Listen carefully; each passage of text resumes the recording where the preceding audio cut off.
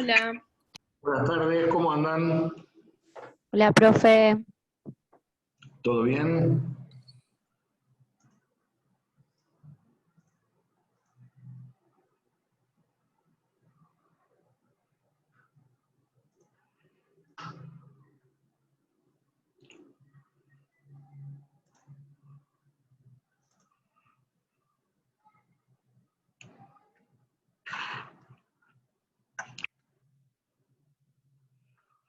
Día primaveral hoy, ideal para estar tomando una cerveza en una plaza más que para estar acá frente a una computadora, ¿verdad? totalmente. Con el mate, frente a una computadora, hablando de historia, tiene menos onda esto, vamos a tratar de ponérsela un poco. Hola, profe, ¿cómo estás? ¿Qué tal? Feliz día. Muchas gracias.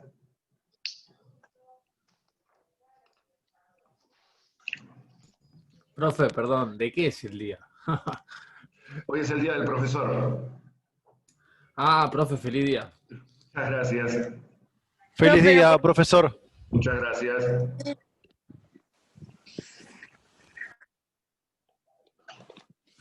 No puede mirar el partido. Pierdo el primer tiempo. Perdemos el primer tiempo.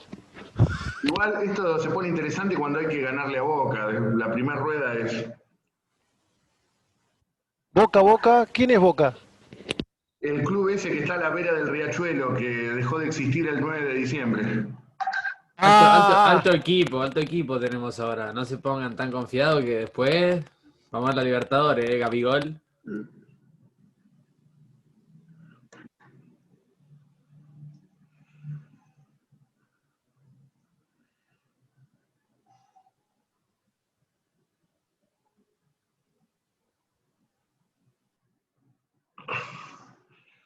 Ahí veo algunos bosteros que están chillando en el chat, que van a poner un equipo infectado, ¿no?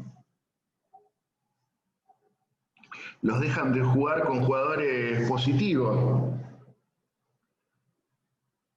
No sé, medio plantel tenía coronavirus y ahora no tiene ninguno. Eso sí que no te lo puedo responder.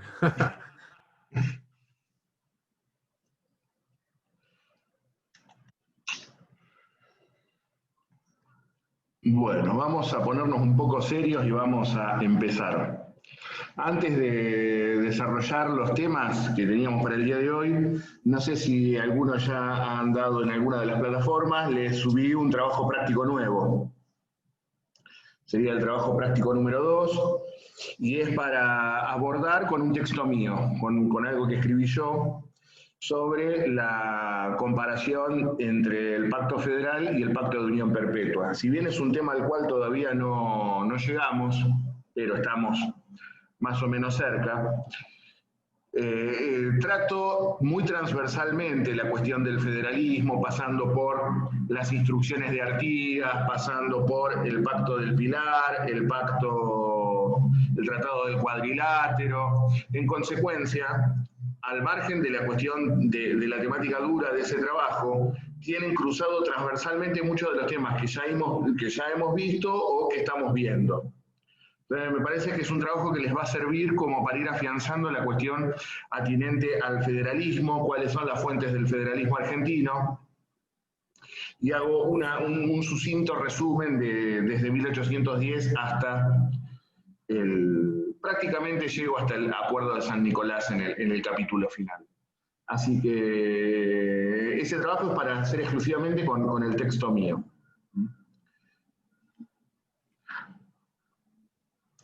Después reitero, por si alguno se conectó y no se conectó ayer, ya hemos fijado la fecha del parcial para el miércoles 14 de octubre. Después vamos a delinear bien cómo lo vamos a hacer. Y también, si anduvieron por las plataformas, ya han visto que ya está subida la clase de ayer, por si alguno necesita ver algo nuevo. Y a medida que vamos avanzando, yo voy subiendo también los PowerPoint, usando para el desarrollo de la clase. Subí, bueno, todo el periodo directorial ya estaba subido desde la semana pasada. Subí el de la clase de ayer, que quedan algunas filminas que tenemos que ver ahora, y ya le subí el de las clases sucesivas, que es un PowerPoint largo que abarca prácticamente toda la bolilla 5 y parte de la bolilla 6. Después, ayer me preguntaron, cuando estábamos viendo el tema de la caída del poder central, qué bibliografía podían usar, que yo les dije que con lo que teníamos subido alcanzaba. Hoy estuve chequeando bien, que era lo que teníamos subido para la bolilla 4. Y hay 4 capítulos de José María Rosa que con eso van a andar tranquilos. Uno referido precisamente a la caída del poder central, otro que analiza el Pacto del Pilar, otro donde está la organización de la provincia de Buenos Aires, aquella que les di yo, cómo se organizaron los poderes en la provincia, y también un capítulo referido a lo que tenemos que delinear hoy, que fue el tema del empréstito. Y esto me sirve ya como puntapié, como para retomar. Ayer precisamente dejamos en lo que fue el punto inicial de la deuda externa argentina, ese empréstito contratado por el gobierno de Martín Rodríguez a través de la gestión de su ministro de Gobierno, Rivadavia, el ministro de Hacienda, García, y de esta comisión de particulares en los cuales se delegó precisamente la contratación del empréstito. Sí. Sí. Se me tildó todo. Lo que les venía diciendo, hemos visto por cuánto nos endeudamos, el tipo de su colocación, que era del 70%, es decir, nos endeudábamos por 100, pero nos llegaban solamente 700. Cómo este consorcio negoció el 85 para ese 15% de diferencia, repartírselo entre ellos. Cómo cobraron todas las comisiones y amortizaciones adelantado. Que la excusa del empréstito, además de construir el pueblo, el puerto y el agua corriente en la capital, había sido traer metálico al país, y que mandaron 62.000 libras en papeles de comercio y tan solo 2.000 en metálico, y que el resto había quedado depositado en la banca Baring, dándonos una ganancia del 3%, cuando ellos nos cobraban de interés el 6%, con lo cual el negocio era pésimo para el Estado. Y ahora hay que ver también cómo repercutió la contratación de ese empréstito en la economía argentina. Porque, precisamente, ¿qué es lo que se hizo con esa plata? Ya les adelanto, no se crearon los pueblos en la costa, no se hizo el puerto, no se hizo nada en la línea de Fortines, tampoco se puso el agua corriente en la capital, sino que como cada vez que el país se endeuda, ¿para qué se usa esa deuda? ¿Para invertir, para producir, para sostener las industrias de base? No. El país se endeuda para que un par de vivos se dediquen a jugar a la timba financiera y fuguen toda la divisa, y el país quede arrasado. Pues, ¿qué es lo que se hizo con parte de ese empréstito? Hicieron un banco, el banco de descuentos, como se lo llamó, que algunos los consideran el antecesor del actual Banco Provincia. En efecto, si ustedes leen las publicidades del Banco Provincia, te dicen una cosa así como hace 197 años junto a vos, ya no sé cuántos años van sumando. Sostienen que este banco de descuento es el antecedente del Banco Provincia. Después vamos a ver que no es así, porque Rosas a este banco veremos cómo lo liquida. Pero lo cierto es que parte del empréstito fue a formar parte del capital de este banco, se formó con 1 millón de pesos, y este banco tuvo el monopolio del crédito por el término de 20 años, es decir, era el árbitro comercial de la plaza, quien tuvo el monopolio del crédito público. Y a su vez también actuaba como tesorería y banco central, en el sentido de que era quien tenía a su cargo la emisión de la moneda y a su vez también la convertibilidad de la divisa, es decir, de la libra. Y actuó como agente de la tesorería provincial, es decir, era todo, banco comercial, banco central, tesorería provincial, un poco de todo. Pero tenía una particularidad, como ya les digo, la plata la puso el Estado, con lo cual lo lógico que hubiese sido, ¿quién tendría que haber sido el accionista mayoritario? El Estado, ¿verdad? No fue así esto. En la asamblea de accionistas, la ley de creación del banco le otorgó mayoría al capital privado para que tuviera mayoría en la toma de decisiones. Es decir, el Estado pone la plata, pero los que deciden son los privados. Y a eso le agrego algo más. Estos privados estaban intrínsecamente vinculados, estrechamente vinculados al comercio británico y a la banca británica. Con lo cual nos daban la plata, pasaba por ventanilla, se canjeaba y volvía a su país de origen. Y acá siga.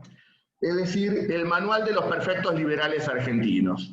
Lavar y fugar, lo que hicieron toda la vida. Y como les pongo así, mientras circula el papel por la provincia, los importadores extrajeron el oro que remitieron a Londres. Vuelvo a reiterar, hicimos un banco, el Estado puso la plata y la mayoría de accionistas, o mejor dicho, la mayoría accionaria, quedó en manos de privados vinculados al comercio británico. Es decir, se le estaban entregando los resortes del sistema bancario y financiero, nada más ni nada menos que a Gran Bretaña. Y a su vez también, como ya les adelanté ayer,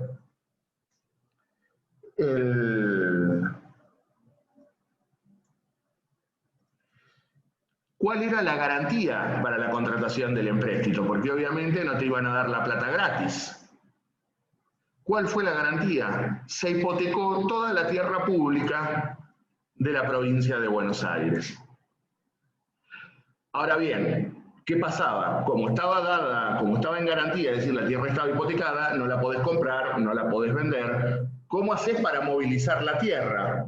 Se optó por un viejo instituto del derecho romano, mezcla de derecho real y derecho personal. Es muy confusa la naturaleza jurídica de este instituto, a tal punto que el codificador argentino, Dalmacio Vélez Arfiel, al momento de elaborar el Código Civil, dijo: es una porquería porque no se sabe bien quién es, la tierra queda fragmentada en un montón de manos que no sabemos quiénes son, en consecuencia no sirve para nada. Sin embargo, Rivadavia la usó. Me refiero al instituto de la enfiteusis. La enfiteusis implica la cesión por largo tiempo del dominio útil de un inmueble mediante el pago de un canon anual al que hace la cesión. Es decir, el Estado prestaba la tierra y yo te tenía que abonar un canon.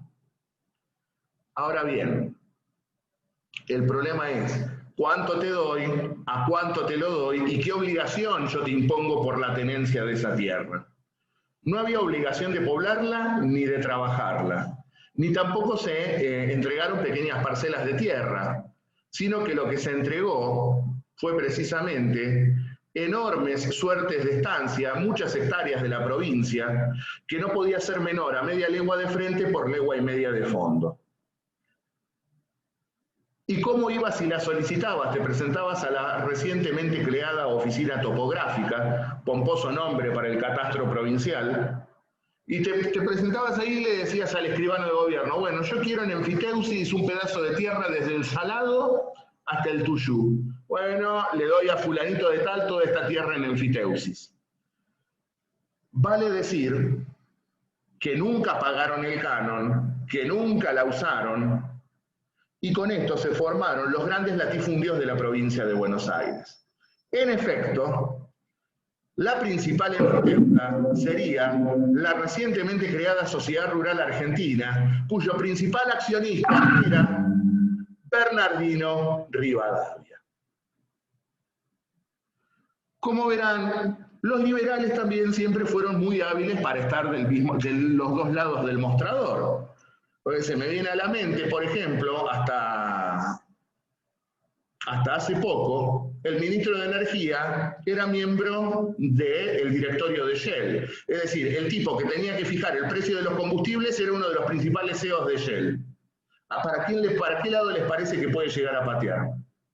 Bueno, esto era lo mismo, entregaban las tierras en enfiteusis y la principal enfiteuta era la Sociedad Rural Argentina, cuyo accionista, uno de sus principales accionistas, era Rivadavia.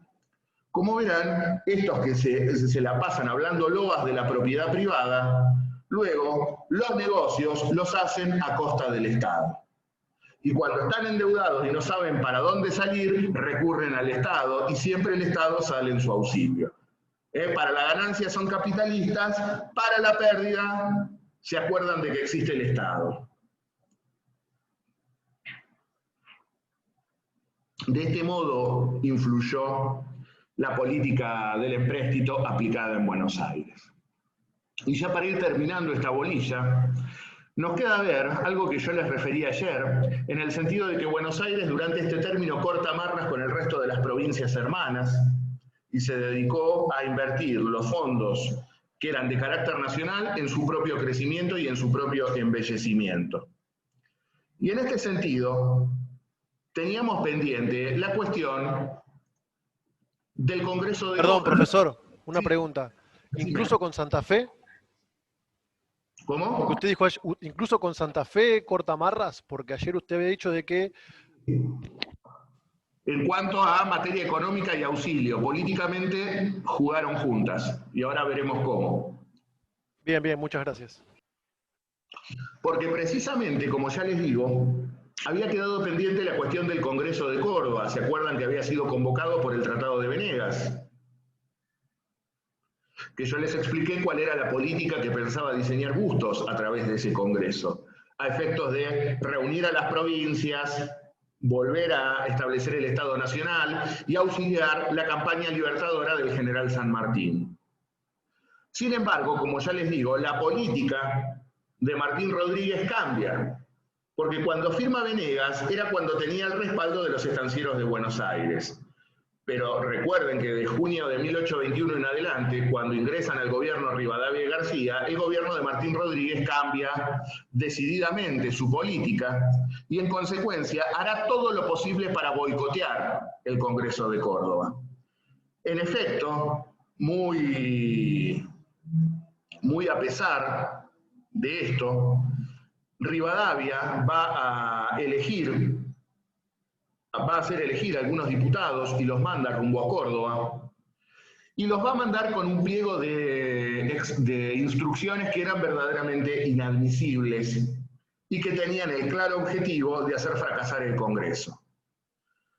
Ahora, directamente ni siquiera fue necesario que mostraran esas instrucciones, porque cuando los diputados llegaron a Córdoba, Rivadavia les revocó el mandato e instó al resto de las provincias a que siguieran la política de Buenos Aires con respecto al Congreso. Por lo tanto, llegando al año 1822, la cuestión del Congreso de Córdoba ha fracasado estrepitosamente. Para darte una idea al compañero que preguntó recién, Santa Fe fue la única provincia que había mandado diputados y frente a la presión de Buenos Aires precisamente lo retiró. Y esto quedó plasmado en un nuevo pacto interprovincial que se va a firmar en enero del año 1822, que es lo que se conoce como el Tratado del Cuadrilátero, que fue firmado precisamente por las 3 provincias litorales y por Buenos Aires. Es decir, fue firmada por Buenos Aires, Entre Ríos, Santa Fe y Corrientes. Me interesan principalmente el artículo 1, que establece cuál va a ser el estatus jurídico de las provincias hasta tanto el país se organice. Y en este sentido, el Tratado del Cuadrilátero va a organizar una verdadera confederación en el sentido de que las provincias se reconocen libres, independientes e iguales en representación y en derechos. Es decir, las características clásicas de un sistema confederal. Libres, soberanas e iguales en representación y en derechos. Es decir, cada provincia en sí misma es un estado soberano y se unen a través de un pacto. En este caso, el Tratado del Cuadrilátero. Los artículos 2, 3, 4, 5 y 6 van a organizar una alianza defensiva y ofensiva, tanto contra ataques externos como ante ataques internos, es decir, ante ataques de cualquier potencia extranjera, como también de cualquier otra provincia. Las distintas hipótesis de alianza las dejo para que las estudien por su cuenta. Y luego son muy importantes el artículo 13 y el artículo 14, que son los que están referidos a la política atinente al Congreso. Y fíjense lo que dice allí: no considerando útil al estado de indigencia y devastación en que están envueltas las provincias de Santa Fe, Entre Ríos y Corrientes, deciden su no concurrencia al diminuto Congreso reunido en Córdoba. Fíjense cómo la política rivadaviana consideraba al Congreso que tenía que reunificar el país y auxiliar a San Martín, un Congreso diminuto. Y a su vez también, Fíjense cómo continúa la letra del artículo. Quedan mutuamente ligadas a seguir la marcha política adoptada por aquella, es decir, Buenos Aires en el punto de no entrar en el Congreso por ahora. E intiman a Santa Fe a que retire su diputado de Córdoba. En consecuencia, por el artículo 13 del cuadrilátero, se pone punto final al Congreso de Córdoba. Como decía nuestra antigua titular, el Tratado de Venegas fue la partida de nacimiento del Congreso de Córdoba, mientras que el Tratado del Cuadrilátero significó su partida de defunción, es decir, de su muerte. Y el artículo 14, ¿qué es lo que estableció? Que se habilitaba a las provincias a convocar a un Congreso General de darse la oportunidad. Ustedes me dirán, ¿pero no hay una contradicción entre el artículo anterior y este artículo? Por un lado le dicen no a Córdoba, pero habilitan la posibilidad de llamar a otro Congreso. No hay ninguna contradicción. ¿Por qué? Porque lo que pretende Rivadavia es precisamente boicotear el Congreso en el cual Bustos iba a tener la primacía política. Rivadavia lo que pretende es otro Congreso que pueda manejar él. Eso explica por qué se le pone punto final al Congreso de Córdoba y por qué se abre la posibilidad de la convocatoria a un nuevo Congreso, ahora sí bajo la hegemonía de Buenos Aires. ¿Se entiende cuál es la política a seguir en este punto? Y esto quiero marcarlo porque suele, en esta historia de Villiquen que hacemos a veces de buenos y malos, la mala Buenos Aires que oprime a las pobres provincias. Buenos Aires siempre tuvo vocaciones hegemónicas sobre el interior, no cabe ninguna duda, y la sigue teniendo. Pero cabe destacar también que a las provincias no les pusieron un revólver en la cabeza para firmar este tratado, sino que voluntariamente decidieron boicotear el Congreso de Córdoba y seguir la línea política trazada por Buenos Aires. En consecuencia, creo que no hay ninguna contradicción en la letra de estos dos artículos. Y con esto terminamos la bolilla número 4. Tenemos que pasar a la bolilla número 5, que es precisamente la que abre con el Congreso de 1824-27. Porque obviamente... ¿Sí? ¿Una pregunta? Sí, yo. Quería saber, entonces, Buenos Aires se oponía al Congreso de Córdoba porque Córdoba estaba más alineada con el concepto de unión y de apoyo a San Martín, ¿sería? Exactamente. Rivadavia no quiere saber nada con apoyar a San Martín. Perfecto. Y recuerden Profe, que con la reforma militar había jubilado a la mitad del ejército cuando todavía no había culminado la guerra de la independencia. Sí, te escucho. ¿podrías poner un poquito la diapositiva que decía lo del artículo 2, 3, 4? Sí, igual está subido este PowerPoint, ¿eh? Ah, ok. Está subido a las dos plataformas. Ahí está, listo, Profe, gracias. ¿te puedo hacer una pregunta, por favor? Supongamos que cuando sea que haya que tomar algo, ponerle que vos hables de los artículos. Ponerle el artículo 2, 3, 4, 5, 6, 7, que era lo de la alianza definitiva y ofensiva contra ataques. ¿Tenemos que decírtelo tipo cómo se entiende o textual? Una pregunta medio tonta, pero... No tiene sentido que les pregunte artículos de memoria. No, los que ponen... Ponele, yo si te digo eso, ¿está bien? Sí, ponele que justo te pregunto esto del cuadrilátero. ¿Qué te puedo preguntar? En primer lugar, ¿quiénes lo firmaron? Bueno, ¿cómo se reconocen las provincias entre sí? ¿Cómo era el sistema de Claro. defensivo y ofensivo y qué establece sobre Congreso? No, jamás, nunca tomé de memoria artículos, porque tampoco me los acuerdo yo. A ver. Listo. Que yo les Muchas gracias, profe. artículo 1, artículo 2, artículo 3. Sería muy arcaico tomar de esa manera. Perfecto, profe, muchas gracias. Bien, entonces, como correlato de este artículo del Tratado del Cuadrilátero, tenemos que irnos ahora precisamente a qué es lo que sigue ocurriendo en materia política entre las provincias. Cabe destacar que una vez fracasado el Congreso de Córdoba, ahora sí, Rivadavia, como ministro de Gobierno de Martín Rodríguez en la provincia de Buenos Aires, se va a dar a la tarea de lograr la convocatoria a un nuevo Congreso con sede en Buenos Aires y al cual pueda tener influencia.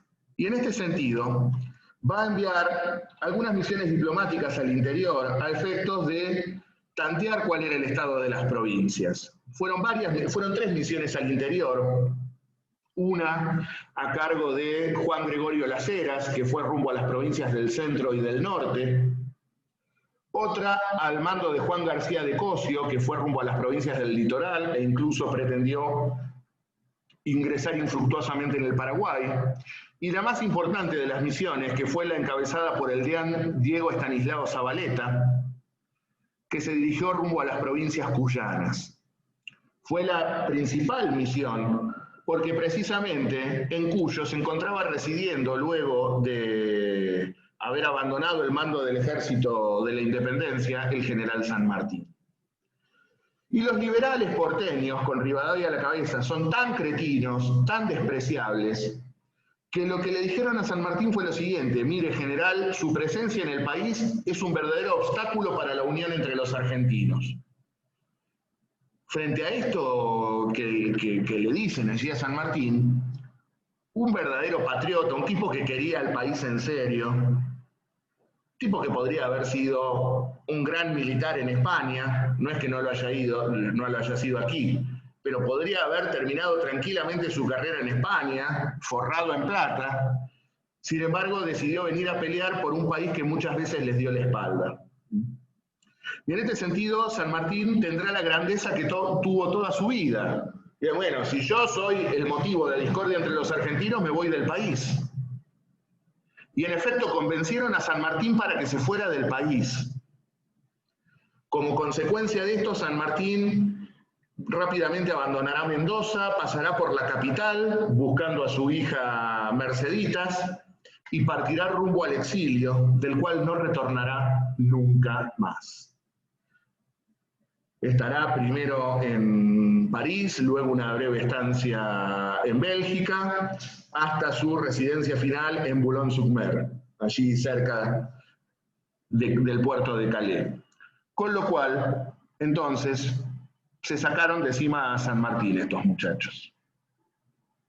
El resto de las misiones no tuvo mayor oposición, con lo cual, en febrero de 1824, la legislatura porteña autoriza al gobernador a convocar al Congreso. Se establece allí que los diputados serían elegidos en forma proporcional a la población, la residencia estaría marcada donde quisieran las provincias, y precisamente, efectuado la votación por las provincias, la mayoría se volcó porque él mismo estuviera en Buenos Aires. Es decir, el 21 de octubre de 1824 se decide que el Congreso resida en la ciudad de Buenos Aires. Con lo cual estábamos ante las puertas de un nuevo Congreso. Y el Congreso, vamos a ver, que se iba a iniciar auspiciosamente a fines de 1824. ¿Por qué? Porque cambia nuevamente la situación política en Buenos Aires. En abril de 1824 vencía el mandato de Martín Rodríguez como gobernador. Por lo tanto, había que elegir un nuevo mandatario. Martín Rodríguez no tenía ninguna chance de ser reelecto luego de sus desastrosas campañas al desierto. Fueron 3 campañas punitivas.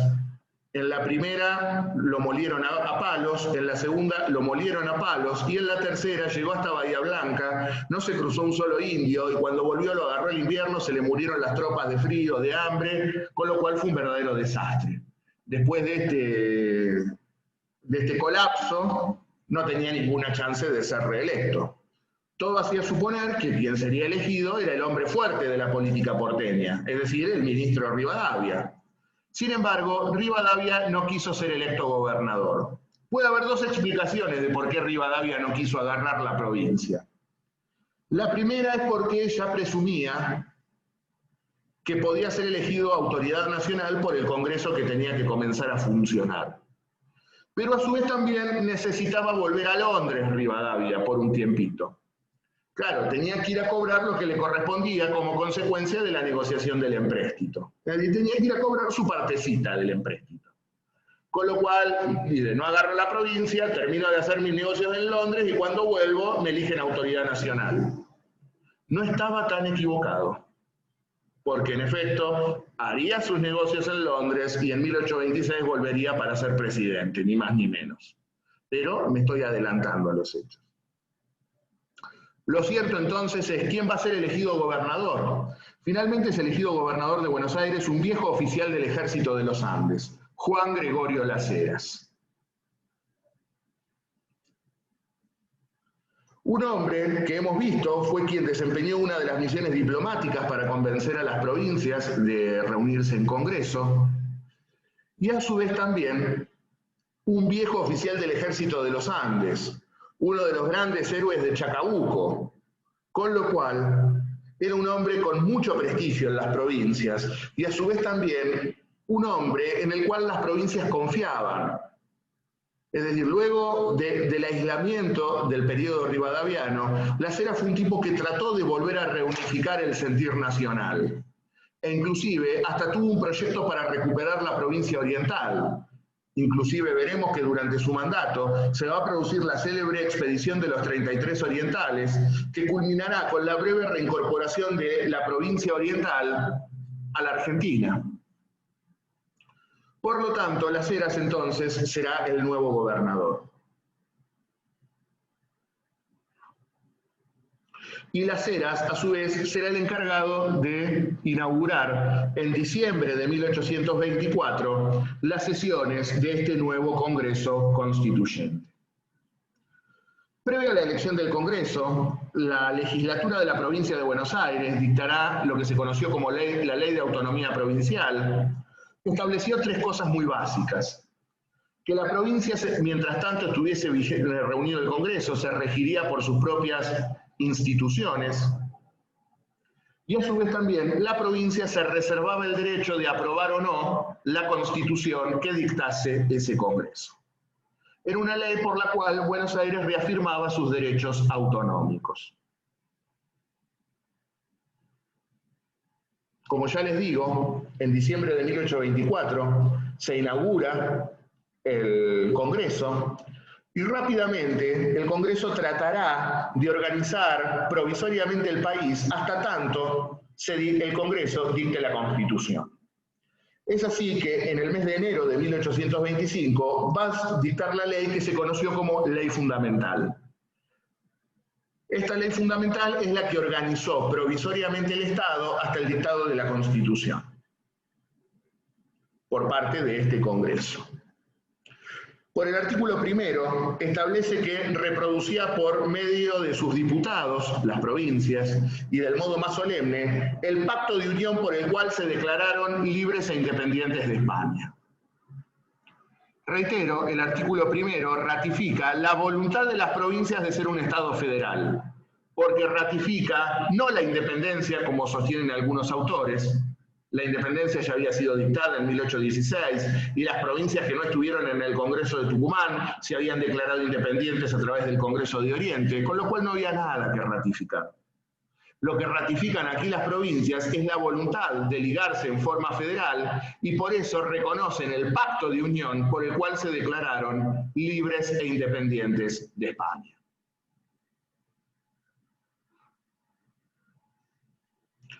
Por el artículo 2 se va a establecer que el Congreso es y se declara constituyente, es decir, este Congreso estuvo investido del poder constituyente. Tercer Congreso Nacional que tiene estas características, primero la Asamblea del 13, luego el Congreso de Tucumán y ahora este nuevo Congreso.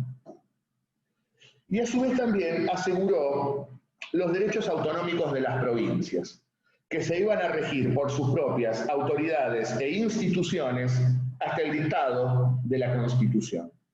El mismo derecho que ya se había asegurado Buenos Aires, ahora se lo reservaban a sí mismas el resto de las provincias a través de esta ley.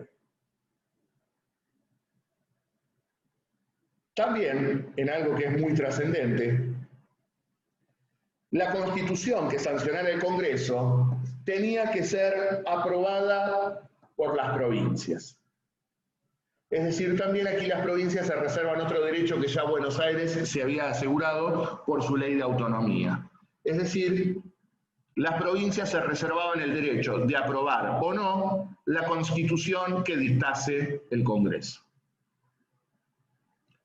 Y por último, va a establecer un poder ejecutivo provisorio, hasta tanto se dictase la Constitución, que estaría en manos provisoriamente, valga la redundancia, del gobierno de la provincia de Buenos Aires. Es decir, el gobernador de Buenos Aires tendría a su cargo provisoriamente el desempeño del Ejecutivo Nacional, con estas 4 básicas atribuciones: relaciones exteriores, la firma y celebración de tratados,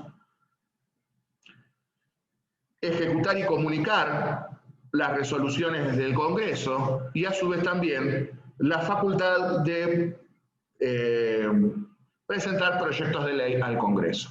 Estas 4 atribuciones muy básicas tendría entonces el gobernador de Buenos Aires a cargo del Poder Ejecutivo Nacional Provisorio.